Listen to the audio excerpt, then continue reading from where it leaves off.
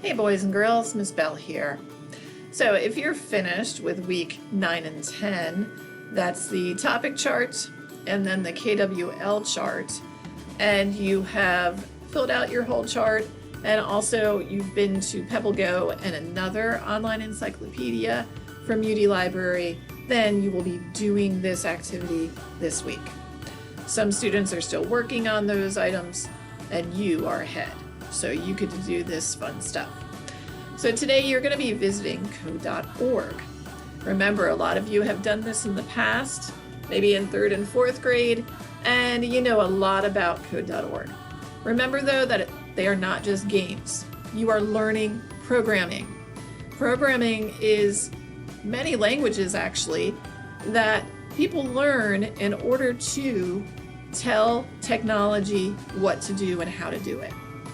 Remember that code, that is either blocks or a programming language that gives directions to the technology. And in Code.org, you'll be controlling your character mainly, and maybe even the environment that your character's in. You'll also be dealing with some bugs. Now, I don't mean any creepy crawlies. I mean code bugs. Remember, a bug in coding is a flaw or mistake in the line of code or the line of programming. So programmers have to go in and find those mistakes and fix them, or else the computer or technology will have glitches or could freeze. And that happens a lot, doesn't it?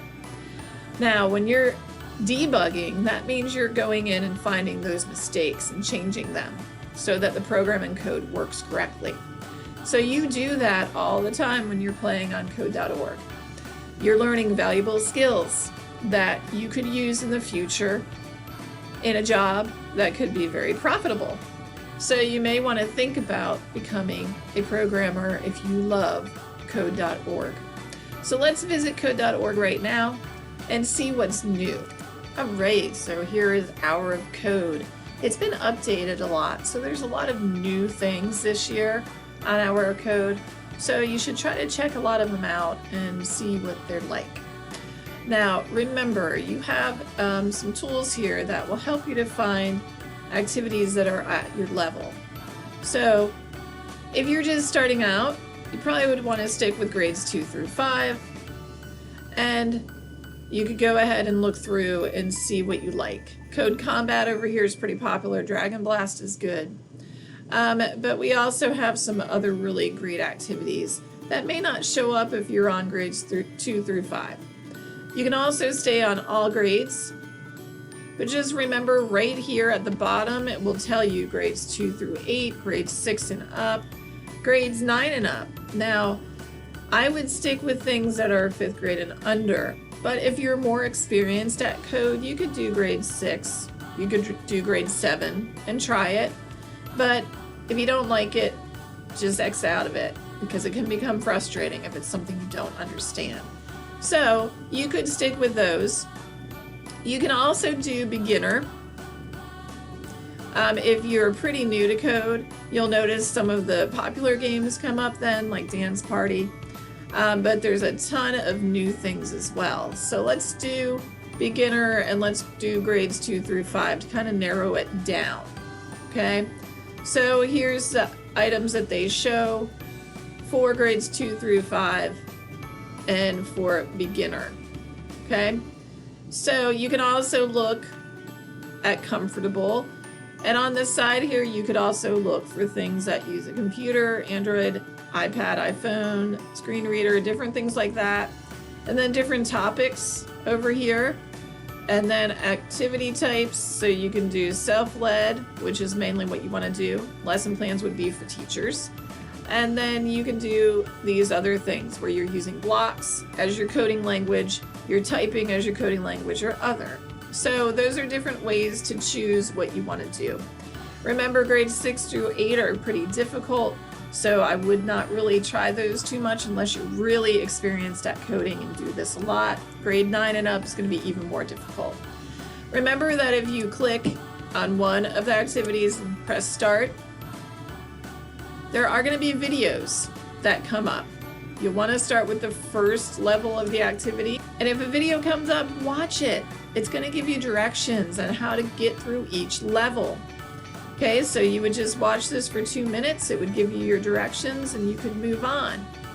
After you watch the video, the screen's going to look like this. You can put your age in. It's safe. This is a safe educational site. And then it gives you your directions here. Okay, so then you would be clicking and dragging blocks to where it wants you to complete the level. So it says make a new cat, add center block into the workspace and connect it inside the setup block. That's all you do for your first movement of coding. So you can change this to a different character, cat or sloth, and then you can have the cat or sloth be at any of these different positions. Then you would click run.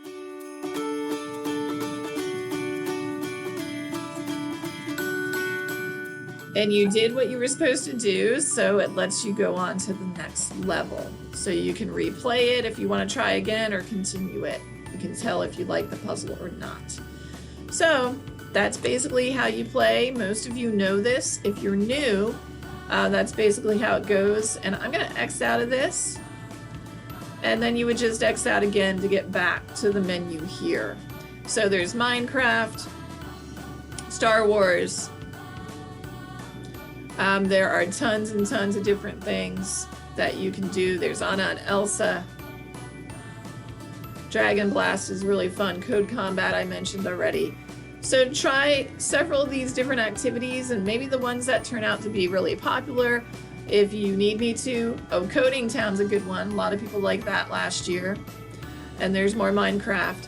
Maybe some of the most popular ones I can show you guys how to do certain things on them next week.